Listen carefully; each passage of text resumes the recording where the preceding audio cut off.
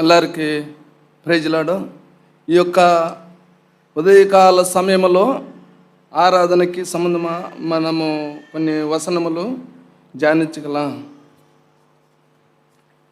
యోహాను సువిశేషం, యోహాను సువిశేషం 19 వచనం, అధికారం 19 అధికారం 28 வசனம். அதன் பின்பு எல்லாம் முடிந்தது என்று இயேசு அறிந்து வேத வாக்கியம் நிறைவேறத்தக்கதாக தாகமாக இருக்கிறேன் என்றார். பாருங்க, ஆண்டவர் அங்க ஒரு வார்த்தை சொல்லியிருக்கிறாரு, எல்லாமே போயிட்டது, நான் இப்போ திராகமா இருக்கிறேன்னு சொல்லியிருக்கிறார். திராகமா இருக்கிறேன்னு சொல்லும்போது அந்த 19 கூட படிப்பது, 29 கூட. காடி நிறைந்த பாத்திரம் அங்கே வைக்கப்பட்டிருந்தது. அவர் கடற்காலனை காடியிலே தோய்த்து ஈசோப்பு தண்டில் மாட்டி அவர் வாய் நடித்திற்கு நீட்டி கொடுத்தார்கள். இயேசு காடியை வாங்கின பின்பு முடிந்தது என்று சொல்லி தலையை சாய்த்து ஆவியை ஒப்புவித்தார். பாருங்க, இங்க சுவிசேஷம் வெளிப்படுத்துறதுக்காக ஆண்டவரு அங்கே சொல்லியிருக்கிறார். சுவிசேஷம்னா வசனம். அவர் சுவிசேஷம் வெளிப்படுத்துறதுக்காக அவர் தாகமாக இருக்கிறானே அந்த మరి அங்கே சிலுவలో அவர்ని అడిக்கப்பட்டம்போது எவ்வளோ మరి அவளோ வேதனை முன்னெல்லாம் அனுபவிச்சிருக்கிறார். அந்த எதிரவங்களை எல்லாம் அவங்க எருசலேமில் அங்கெல்லாம் அந்த சிலுவை ஏற்றி அந்த கலவரிக்கிற சிலுவுக்கு ஏற்றுன்னு போகிறவருக்கு அவர்னை அடிச்சிட்டார். எவ்வளோ அவர் பாடும் அனுபவிச்சார். அவருக்கு தாகம் இருக்கலாம். ஆனால் இப்போது கொஞ்ச நேரத்தில் அவர் ஆண்டவர் இறந்து போகிற சூழ்நிலைக்கு வந்து இருக்கிறார். அந்த கொஞ்ச நேரத்துக்கு ஆண்டவர் இறந்து போகும்போது அவருக்கு தாகம் அன்னி கேட்கும்போது இவங்க தண்ணி கொடுத்துட்டானா கூட அவர் உயிரோடு இருக்கிறதுக்கு வாய்ப்பு இருக்கா? ஆண்டவர் அந்த தண்ணி கொடுத்துன்னு உடனே அவர் மறுபடி నేను இந்த உலகத்தில் வாழலாமని அந்த அப்படியோட கேட்டு இருக்கிறாரா? எதனால தாகமாக இருக்கிறாரு? நம்ம வசனம் மூலமாக அந்த யோவான் எழுதின சுவிசேஷத்தில் நம்ம அந்த சுவிசேஷம் வெளிப்படுத்துறதுக்காக నేను சொல்லியிருக்கிறேன்னு சொல்லியிருக்கிறார்ல, அந்த சுவிசேஷம் எங்கே இருக்கிறத நம்ம பார்ப்போம்.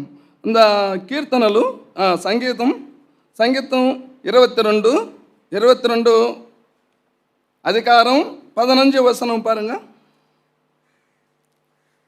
என் பெலன் ஓட்டை போல் காய்ந்தது, என் நாவு மேல்வாயோட ஒட்டி கொண்டது, என்னை மரண தோளிலே போடுகிறீர். பாருங்க, எங்க பலம் காஞ்சி போய் விட்டது,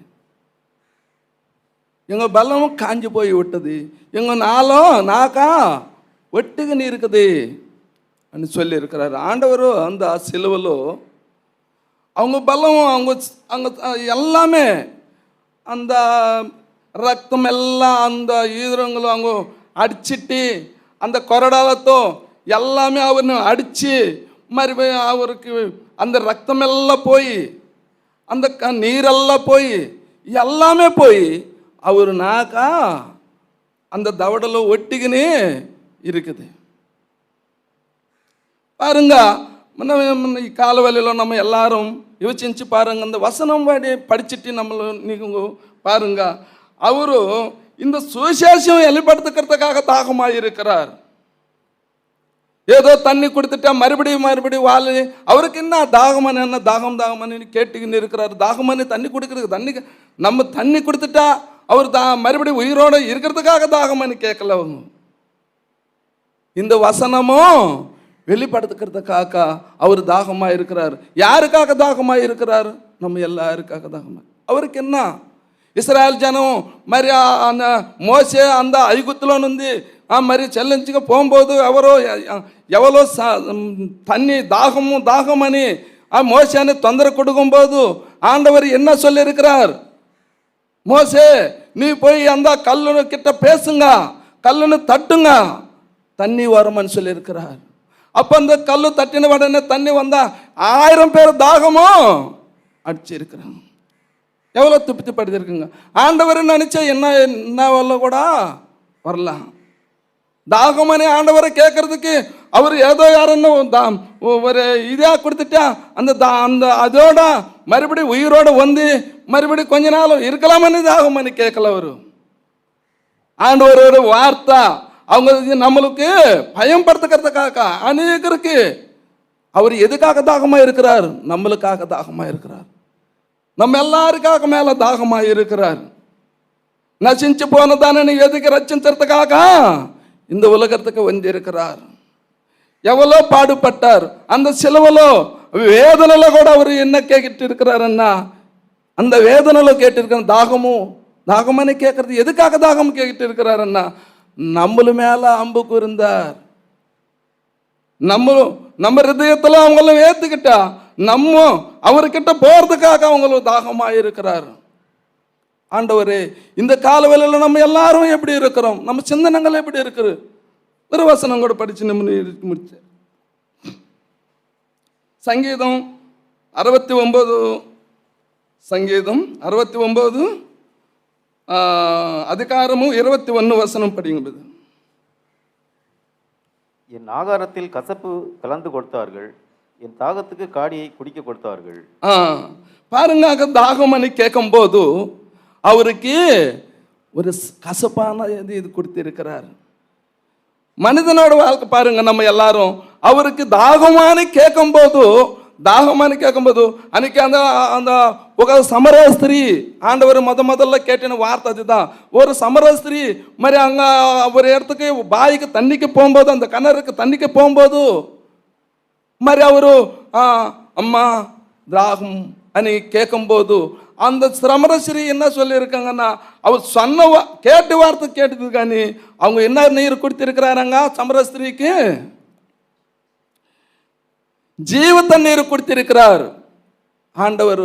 அந்த சமரஸ்திரிக்கு ஜீவ தண்ணீர் கொடுத்தின உடனே அந்த குடவங்கோட அந்த கிணறு கிட்ட விட்டுட்டு போய் அநேகருக்கு சுவார்த்தனை பிரகட்டிంచింది. சுவிசேஷம் சொல்லி இருக்குங்க.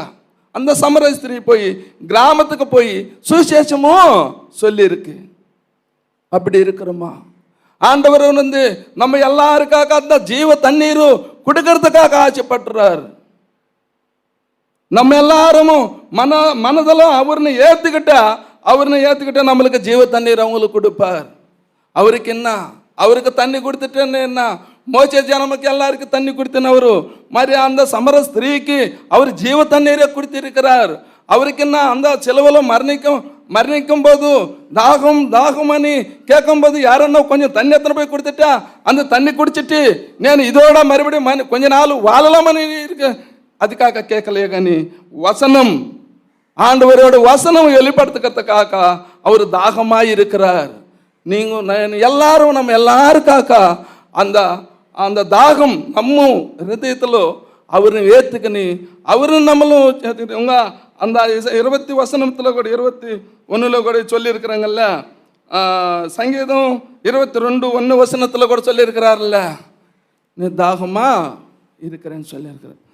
அந்த சமரஸ்திரி மாதிரி அப்படி அங்கே அந்த கிணறு கிட்ட மாதிரி ஜீவ தண்ணீர் வாங்கி அவர் போய் சுவிசேஷம் சொல்கிறதுக்கு அது கூட யோவான் சுவிசேஷத்தில் 4:7 இருக்கும். அது வசனதும் வீட்டில் கூட போய் படிங்க. என்னன்னா அது அப்படிப்பட்ட ஆண்டவர் நம்ம ஆண்டவர். நம்ம எல்லாரும் வந்து அவர்னு ஏற்றுக்கிட்டா இப்போ நம்ம ஹிருதயத்துக்குள்ள வரலாமனு தாகமாக இருக்கிறார். நம்ம ஹிருதயத்துக்குள்ள வரலாமனு தாகமாக இருக்கிறார். அவர் எப்படி அவருக்கு என்ன? அவருக்கு தாகம் இருந்தா அந்த தாகம் அடைக்கிறதுக்கு நம்ம என்ன கொடுக்குறோம்? அன்னைக்கு கேட்கும்போது என்ன கொடுத்திருக்கிறாங்க? கசப்பான அது கொடுத்திருக்கிறாங்க. அப்படிப்பட்ட ஆண்டவர்னு நம்ம ஆராதிக்கிறோம். நம்ம ஆராதிக்கிறதுக்காக இங்கே வந்திருக்கிறோம். அப்படிப்பட்ட ஆண்டவர் நம்ம ஆண்டவர் எப்படிப்பட்ட ஆண்டவர் அண்ணா? நம்ம எல்லாரும் மேல அம்பு கூர்ந்தார். நசிஞ்சு போத்தோன்னு நம்மளன்னு அவர் எதுக்கு ரச்சிச்சுக்கிறதுக்காக இந்த உலகத்துக்கு வந்திருக்கிறார். நம்மளுக்காக உயிர் கொடுத்திருக்கிறார். நம்மளுக்காக அந்த தாகமாய் இருக்கிறார். அவர் தாகம் தீரலவன்னா இப்போ இந்த நேரத்தில் அவர் நம்ம ஹிருதயத்தில் ஏற்றுக்கணி அவருக்காக நம்ம உண்மையோடு முழு ஹృదயத்தோடு முழு ஆத்மத்தோடு அவரை ஆராதிంచి அவரை மயம்பரிச்சு கனப்படுத்திக்கலாம். இந்த வசனம் ஆசிரியச்சு பலப்பரிச்சுன்னு காக்க. ஆமென்.